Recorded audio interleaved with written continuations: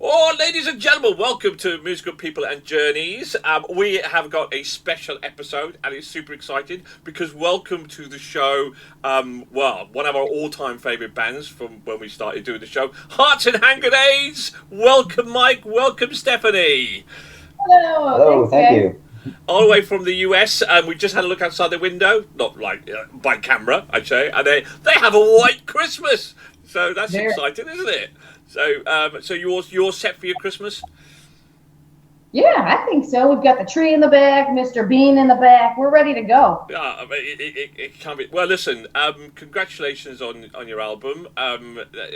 We absolutely loved it. It was our album of the year, or one of our albums of the year of 2020, 2021 now, which was amazing. It's been obviously an amazing year, and we thought we'd have a chat because you are coming to the UK in March of next year. So I will put the date along the bottom so everybody can kind of check that out.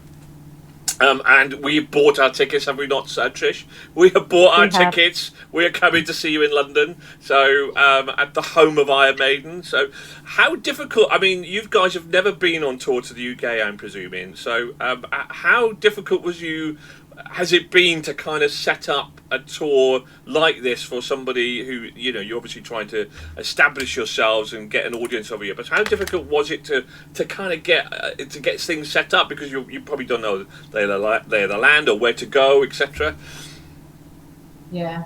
It really wasn't, the most difficult part of it was actually finding a promoter that was, willing to, to bring us on over there and set us up with the different venues and whatnot. Once we did that, I mean, we luckily landed on Mark Christensen from Midnight Tornado Touring, and the guy is just fantastic. Really, really great guy, super nice, and he's just grabbing the bull by the horns on this and just booking everything and taking care of all the details for us, and he's just doing a fantastic job. It's basically just, hey guys, here's the show. This is where you got to be on this day, and then okay. Yeah. So we didn't really have to do much. I mean, other than our own travel plans and whatnot. But other than that, it hasn't really been that difficult at this point. Not at all. It's going to be quite interesting. I'd like to get into more in terms of how finances for a stuff like this kind of works. But I mean, you came across our paths when we were doing our show, and pretty much other than one of the members, we all rated you like 4s and 5s and rate your albums crazy. How did have you guys known each other? Because I know you guys are a couple, but have you guys, musically wise, how long have you guys been together, and when was Hearts and Handgrenades formed? Yeah, we've actually played together quite a bit in the cover music scene in Buffalo. And for years, so that's been going on for a long time. So Mike and I, we've been playing 11 years. Yeah, in the same bands together. We scooped up Kenny along the journey, which he was a great addition to this band as well for Hearts and Handgrenades. And all four of us that are in the band, like it's just a really tight knit community out here in Western New York, musically for sure. It's a very big cover scene, so usually if you're going to find somebody, you find them playing a cover gig at a bar, and there's out here, I mean, I don't know how it is there, but out here it's like there's a bar like every block, no matter where you go. It's, kind of one of those things, like you think Buffalo's all about chicken wings and snow. It's like, well, there's all bars too, trust me. But well, yeah. It's got 3 great things now, hasn't it? Wings, snow, and Hearts and Handgrenades. So I mean, But we just came together, and and it worked out. So what sort of cover bands were you playing then? Oh man, we do everything you could think of, your typical cover band stuff, but we did an AC/DC cover band once, a tribute band. We did that for maybe a couple of years? Yeah. That was awesome. So yeah. I can't complain about that. Who doesn't love AC/DC? And then to be able to go out and perform those songs, it's just like you feel like the biggest badass on the planet. Have you guys heard of a band called Goodbye June? No. I have not. Check them out if you like your AC/DC. Check out. I mean, they're original band, but very kind of in that theme of AC/DC. They've just made our top 10. But check out Goodbye June. They're from the States as well. If you like your AC/DC, check out Goodbye June. They are amazing. So from that score as well. But so has rock always been then in your bones, Mike? Let's start with you. Has rock been in your bones since Yeah, your dog?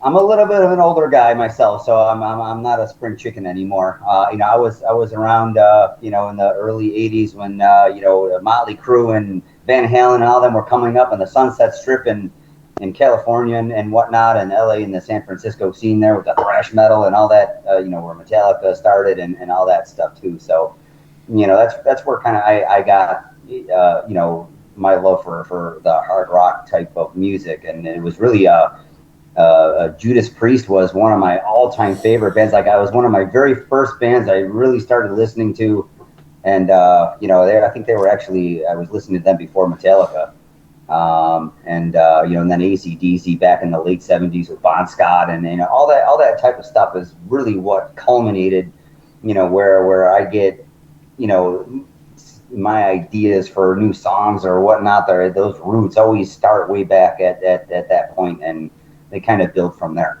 Yeah, I watched Judas Priest in their heyday. I watched them twice in a week in London and then in Cardiff, and they were just like, they were the loudest band at the time, and they were great kind of live. You mentioned Metallica there. Now, my brother Paul in his review of the album thought you were very kind of, and I said Metallica. So was Metallica were they an inspiration? Because I don't think you mimic Metallica in the slightest, but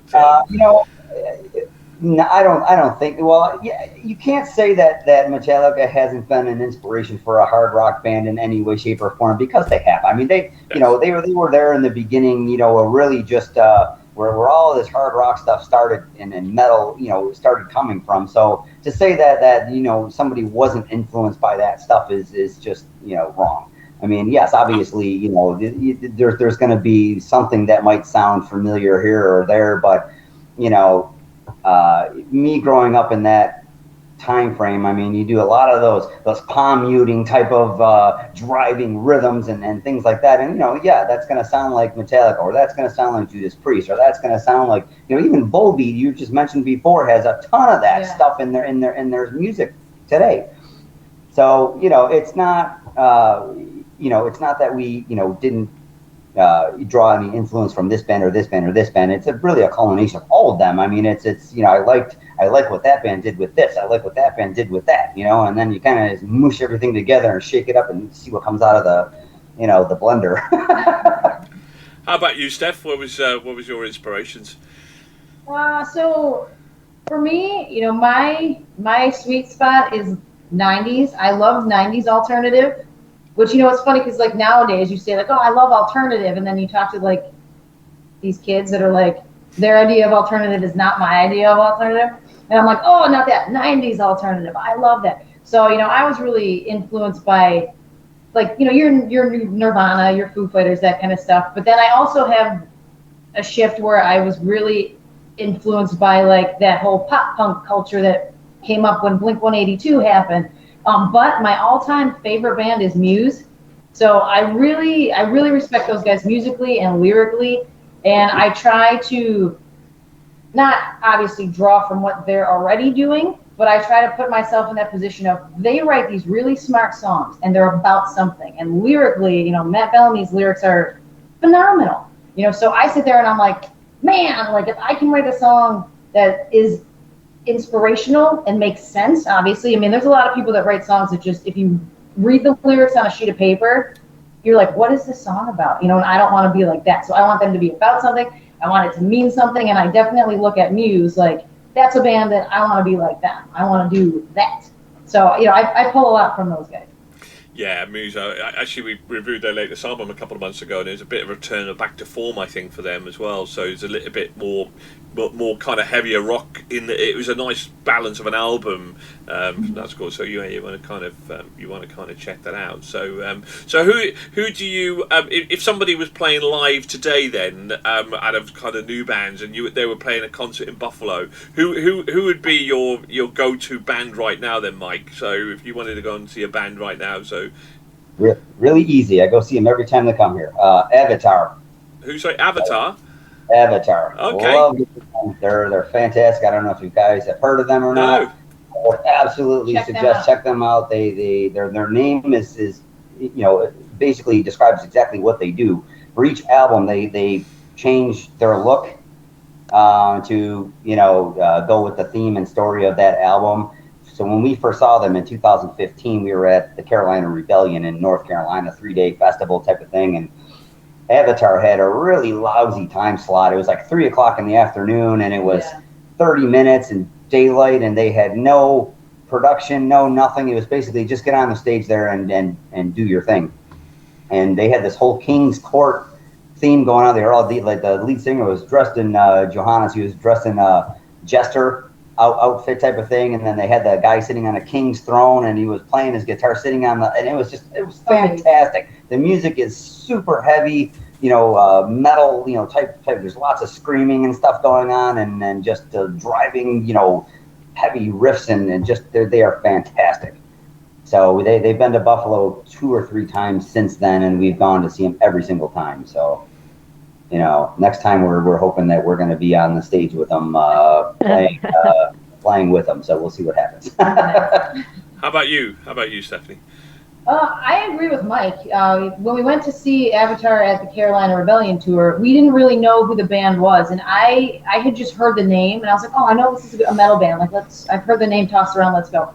So, and we're standing in that crowd, and we're like, we couldn't believe what we were seeing, and we're like, these guys got put on at 3 o'clock. Like, why? They really were the best band of the entire weekend, and there were world famous bands playing on every stage all day long for 3 straight days, and that band who we never heard of just absolutely stole the entire show. Mm-hmm. And with the 30 minutes, no lights, no production, just went up there and just did their thing, and just they were unbelievable. Yeah, and they're so coordinated too, So when you think like most metal bands, they just go out there and headbang, and they're all jumping around, not necessarily synchronized with each other. But those guys, it's like there's a production to it. It's like they can synchronize their hair spins, which to me is amazing because I headbang for a few minutes and I'm like, ooh, my head hurts. But they can do that. They have these really cool coordinated movements that they just do, and it's really subtle things, but you notice that standing out in the audience. So we were just floored by those guys, and like we were hooked right away. We're like, this is a band I want to follow. Like, I like these guys. Well, we're going to check them out for certain. So we'll check out get them on our review circuit. That's good.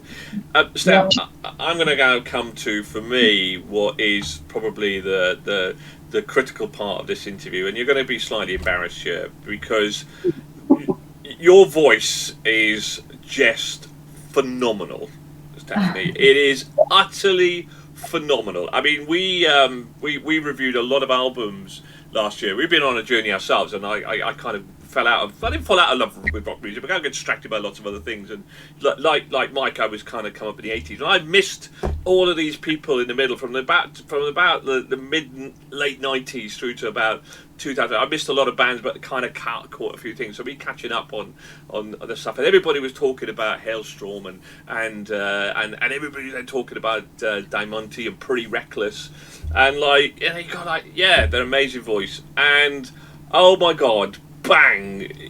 For me, your voice it kicks butt. Absolutely. I think everybody raves about how good Diamante's voice is, and I thought it was all right. It was okay, but for me, the range in your vocals, from getting screamo to kind of bringing it back down, and I love that sort of stuff as well. Where the hell did this voice come from, Steph? Where did you get this voice? Where did you get this tool from? Oh, well, thank you first. I really appreciate that. Can I answer this with a short story first? Yeah. Please, yes, Mike. Go, embarrass. Go away. So, when we first met, we started in this cover band, and Steph just played bass. She did not sing at all. Really?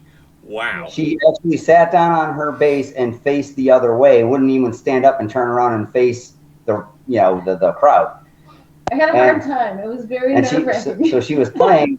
She was nailing all of her bass parts perfectly. But so we finally get her up, to stand up and turn around. But for 2 or 3 years, we were playing in a cover band, and she didn't open her mouth once. And so that band finally breaks up, and then we're like, well, now what are we gonna do? We don't have it's just me and you, and we don't have a singer. She goes, well, I sing. And I was, what? So for the first 3 years of me knowing her, never heard her sing once. And then she opened her mouth for the first time, and I was just stunned, and I was floored, and I looked at her, and I think there was more anger. Yes, I can imagine. You mean for the last 3 years you can do that? I didn't know. Yeah, and we went from having 4 or 5 shows a year to 250. Wow. After she opened her mouth. But I didn't know. So I grew up playing sports. I never really liked chorus. I didn't like doing musicals. I didn't like the school play. That was my older sister's thing, and I was like, ugh, I'd rather go play basketball, or I'm gonna go play softball. And so all of my singing was done in the shower and to my steering wheel, and that was it. And I'm like, I don't know. I think it's okay. So then, like Mike said, when we were in a position where we either stopped playing or we figured out what do we want to do, that's when I was like, oh, man, all right. I'm like, okay, I think I can do this. But I had a really hard time singing in front of people because, it's not something I really did. And that's also why when I was first playing the bass in our, first band, I was terrified. I was like, there's people and they're looking at me. Oh, crap. Like, what do I do? And I didn't really get over that until I had to be put in that position where I have to sing like, okay, get over it. Let's go. But, I didn't know.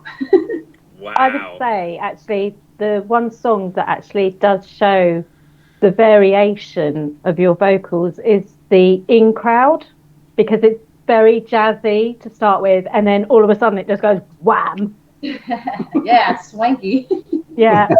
Yep. Yeah, I love that song. And we don't play it out live too much because that's kind of a song where you have to read that crowd. You have to see if it's going to fit in the venue and with the people that are there. But when we do play it out, it's like, here we go. Yeah, it's usually complete chaos at the chorus. People just go bonkers. It's almost mosh pit type of chaos, and then it just comes right back out of that. At the beginning of the song, you are not expecting that at all. Yep, and that was the plan. We're like, it's like swanky, and then you'd have a seizure. It's awesome. I can imagine, Mike, it must have been a drop the mic moment. Like, what the? Oh yeah. It's fun for us, when you're playing to an audience that doesn't know what's coming. Yeah. Like, to me, it's like a little kid giggling, like, hey, let's go. I love it. It's fun.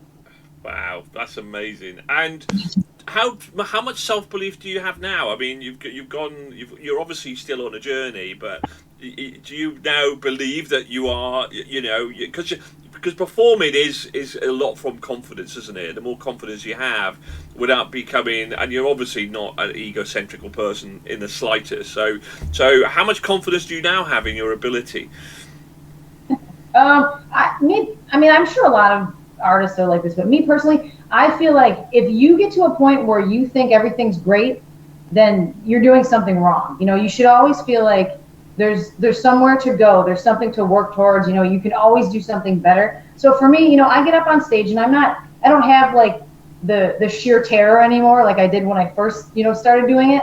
I've gotten past that, but you always have like a little bit of butterflies before you start. I think I do, and it's like, and I push myself and I say, all right, let's go. You're going to do this. You're going to do the best thing you can possibly do. And then tomorrow you're going to say, if that was the best thing you can possibly do, you're going to do it totally better, and better and better. So there's confidence there now that I didn't have when we started, but, I'm always trying to do something better, and even when we write music, every album, we look at it, we listen to it, we say, okay, so then when we work on the next songs, the next group, the next album, it's what can we do? We can take this and how do we make this better? So every time you always want to be growing. And I try to take that approach when I get on the stage too. It's what can I do better today? And then tomorrow it'll be what can I do better today?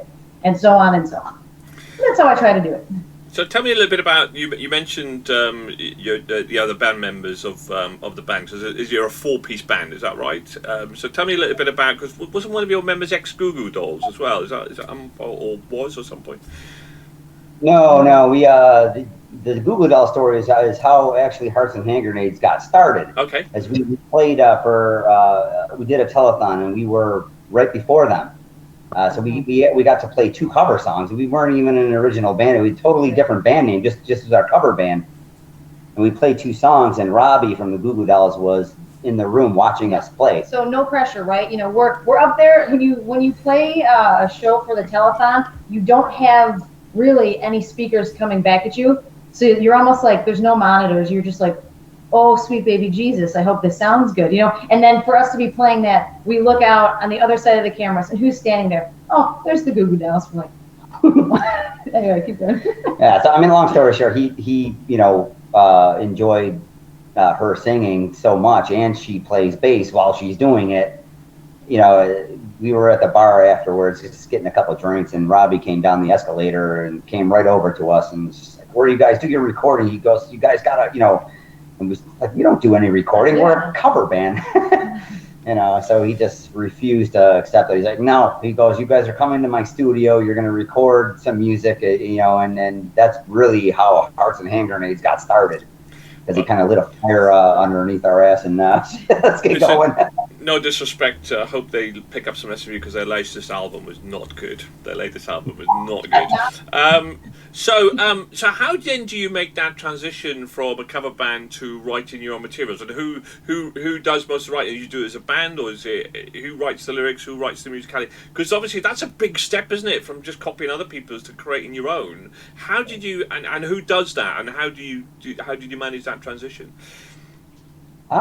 It's a fun process. Yeah. Usually, and I don't know if we do this backwards compared to most people, but normally what happens is Mike's, he works from home, right? You know, his day job. So he sits there, you know, I get home from work and he's like, hey, check this out. I thought of a song. And I'm like, okay. So he comes up with a guitar riff.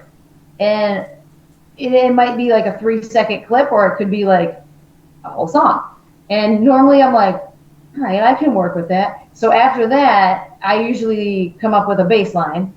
And then from there, we'll give it to Kenny to work on some lead lines. So we actually do all the music first. And then once that's done, then I'm like, okay. And I go back and I write all the lyrics, and, you know, I get the melodies and everything down at that point. So that's the normal process for us. But then again, you know, sometimes I could just be, again, you know, to my steering wheel and in the shower, I tend to come up with my best ideas for song lyrics for some weird reason.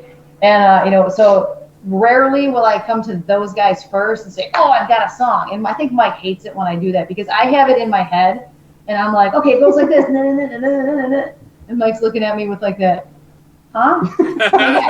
I'm like, here you go, just figure that out. Go. So he loves it when I do that. But normally it starts that way. Normally it's Mike, he comes up with the general basis for the music, and then I'll throw lyrics to it after we have the whole song basically musically finished.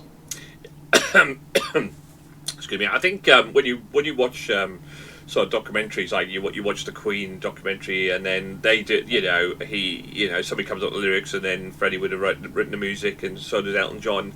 But I was watching the Deep Purple documentary, and actually I think a lot of the stuff they did it your way. They wrote the music first, and then they write the lyrics to kind of go and suit there. So I think when it comes to creativity, it's what works for you, really, doesn't it? You know, I don't think there is a right way or a wrong way in that department. So what's your favourite song then? Out of your playlist, what's your favourite song that you love to sing the most? I love to sing the most is probably a song that we don't play live, and that almost fell into like the hidden track status. I really like Moonlight. Okay. To me, I like to sing that song. You know, it's got some really cool parts, you know, and it's fun to be able to sing along to a Beethoven-inspired version of a song. To play and sing out live, though, I think my favorite is Turning to Ashes. I love Turning to Ashes. I do love Turning to Ashes. So, and how about you, Mike? Well, I don't really sing too much. I just do a lot of screamy stuff. Well, what do you like performing the most? For me, it's For the Weekend is my absolute favorite song to play live. It's just one of those super heavy, riffs, and I totally enjoy playing that live. Just seeing the crowd being able to participate in that stuff, and then where we're yelling the hails, and the whole crowd yelling hail back, and it's just gives you chills.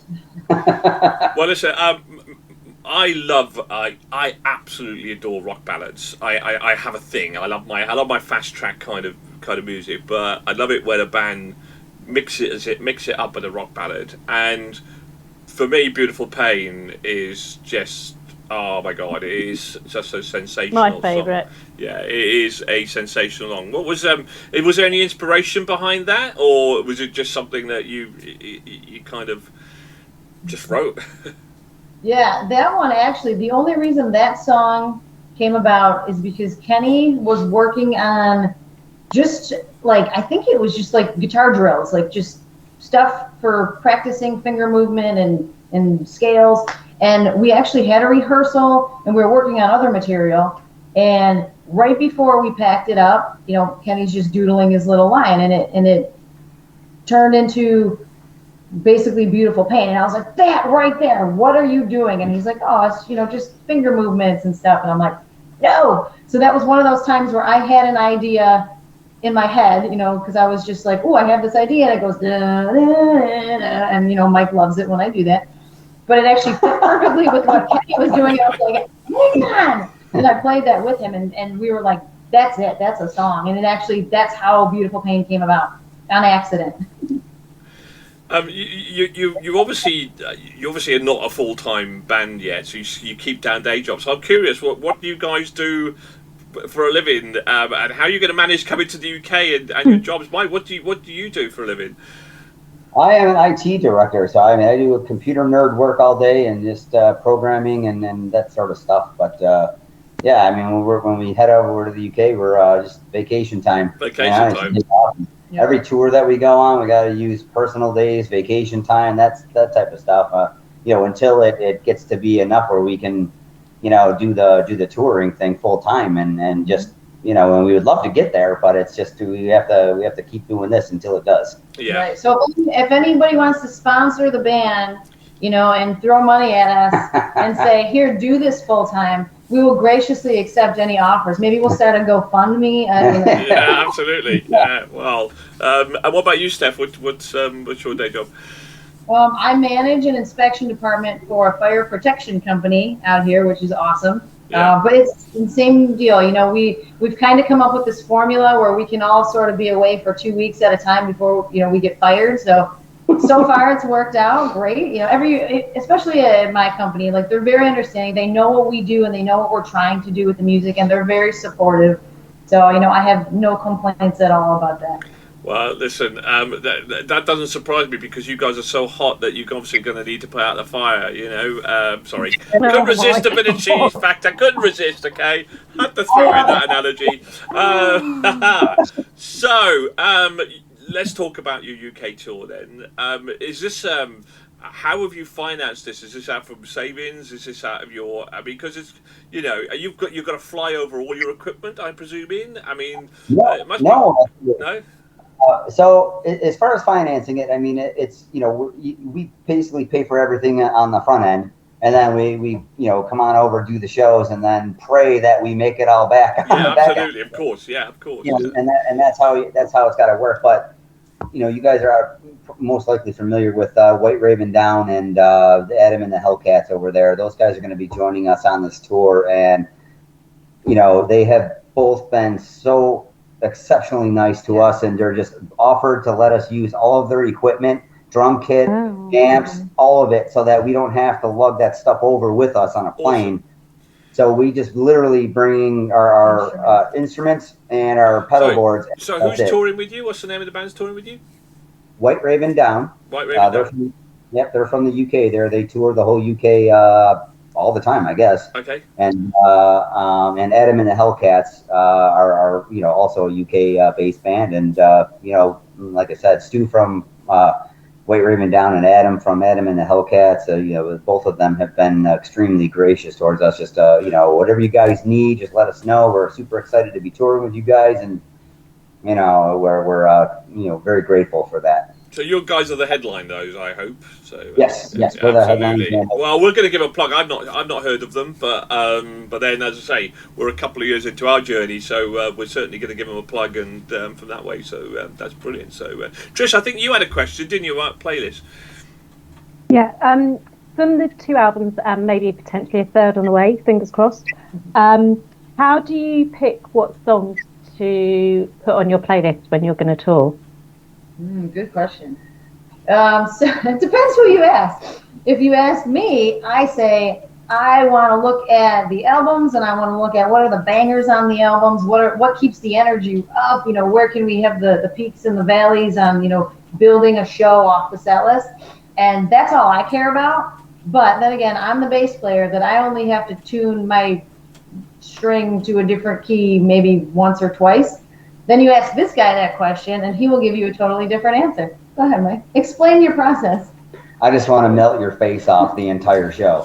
So, I'm gonna punch you in the face, punch you in the stomach, punch you in the face, punch you in the stomach, and just keep that going the entire time. You know, but and with as many little spots as can. Well, I gotta tune this guitar, and I gotta tune this. I gotta change this guitar. Yeah, the order, because we have. I play a 7-string guitar, and we have different tunings that we use for these. So I try to organize the set list to minimize the amount of tuning in between songs, so that we don't have, you guys aren't sitting there in the crowd. So hold on a second, wait a minute. Please hold. Let me fix this. Hang on, wait. You know, we try to fit those in so you don't even realize that I'm tuning. Like, you know, maybe Kenny will start the next song while I'm just getting tuned up for it already, and then it's like it's seamless. To go, you know, you just kind of you know, go right from song to song to song, and so, you know, this is the insider information that bands don't like to share. You know, it's because before a show you sit there, and maybe our dynamic's a little bit different because, you know, we live together and we do get to work together on these things.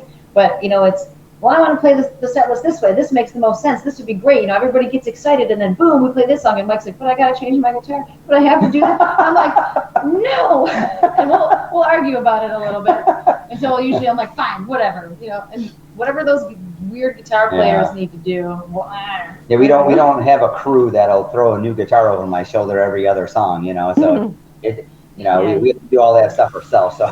Oh, what those days will come. I'm sure of it. I'm absolutely sure of it. And do you put any covers in your set list? Or those days gone? Yeah, typically for we don't.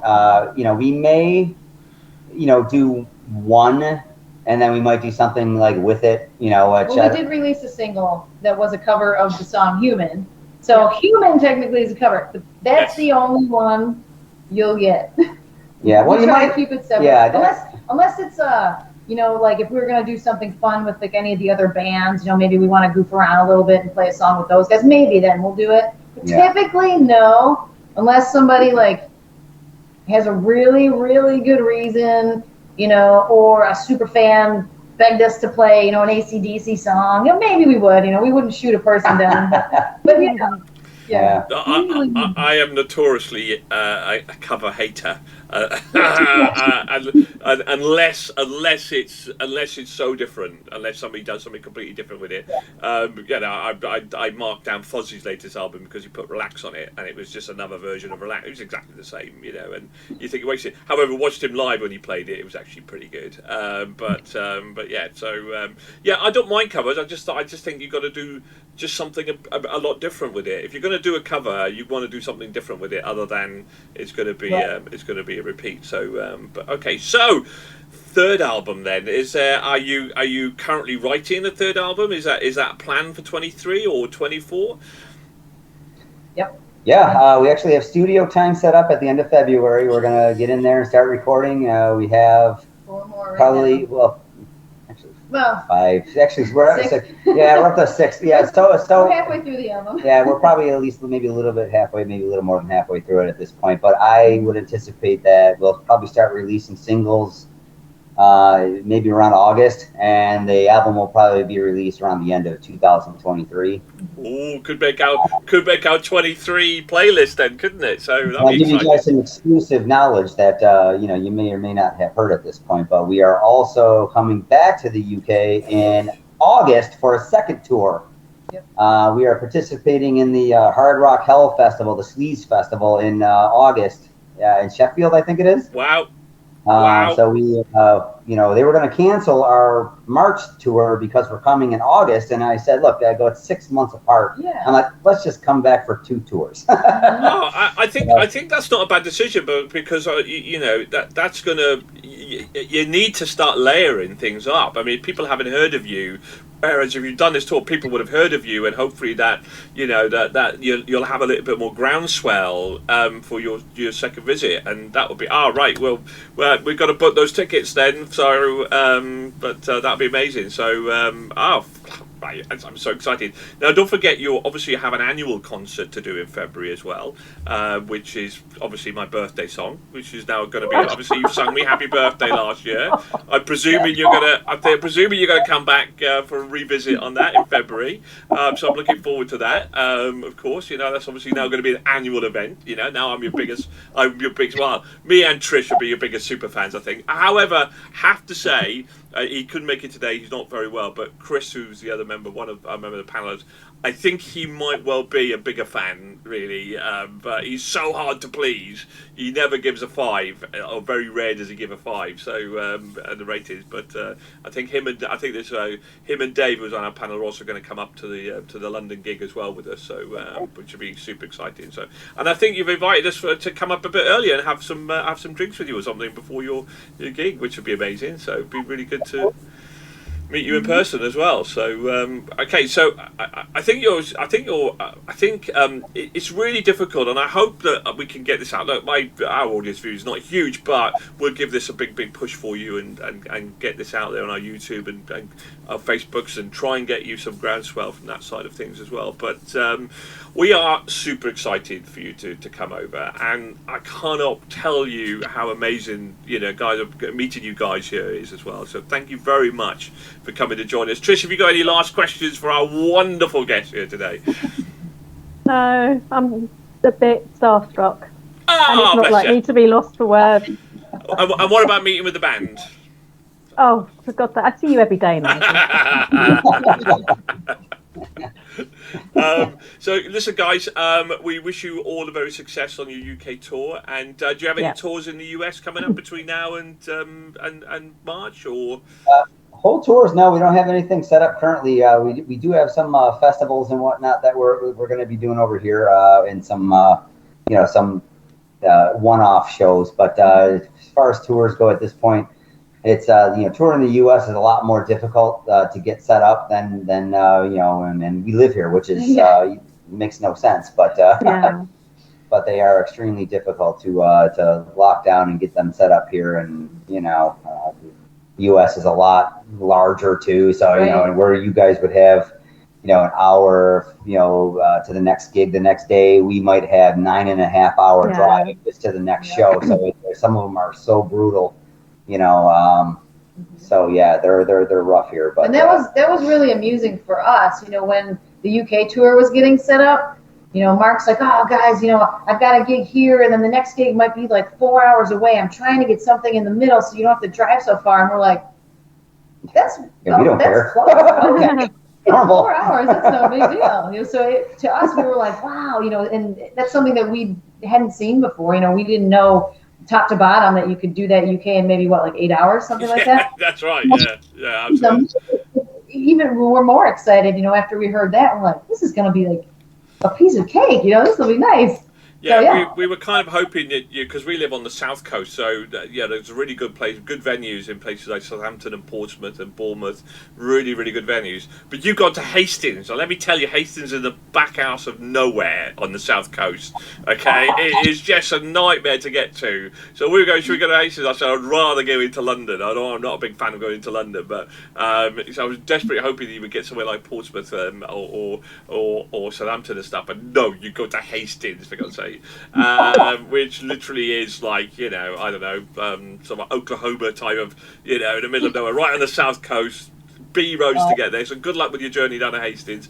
Beautiful little place though. It's great. So, so last question: how did the promoters pick the towns for you to go in? I mean, a real coup for the Iron Maiden, because obviously it's going to be a small, intimate gig, which is going to be exciting. But yeah, I'm not sure actually. You know, I think that you know, he might have been familiar with some of the venues that you know have original bands you know, on a regular basis type of thing, and just got in contact with them and, you know, seeing if they were interested in hosting, you know, the tour package coming through, and that's where it landed. Well, it's interesting because Swansea's my home city. It's right next to where, like, you know, where we were. So I'm trying to get Paul to come. Well, you've got to go and watch them, Paul. They're going to kill me. And I said, no, they'll be brilliant live. But anyway, listen, genuinely, it's been an absolutely amazing to meet you. Can't wait to meet you in person. Can't wait to hear that voice, Steph. And your guitarist, yeah, I know I go on, by the way, about Steph's voice, and it is a phenomenal tool, but your guitarist, mate, is, you can see where you've honed your skills with the cover bands to come live, and I, for one, am so glad you're now doing your material as well. So you're definitely one of my favourite bands in the last couple of years by a long way. So, but thank you very much for joining us today. Can't wait to meet you. Have a great Christmas with Mr. Bean and the Snow. Yeah, have a lovely Christmas. And, thank you guys. Same to you. And thank you very much for joining. Yeah, thank you very much for joining us today. Goodbye, Hearts and Handgrenades, everybody. The UK tour. You'll see all the dates and the venues will be running along the bottom of your screen, and that would have been going right the way through the whole interview. So please check out Hearts and Handgrenades. Come and see them live. They are honestly, genuinely amazing. So, but thanks very much, guys. Thank you, guys. Thank you, guys. Thank you.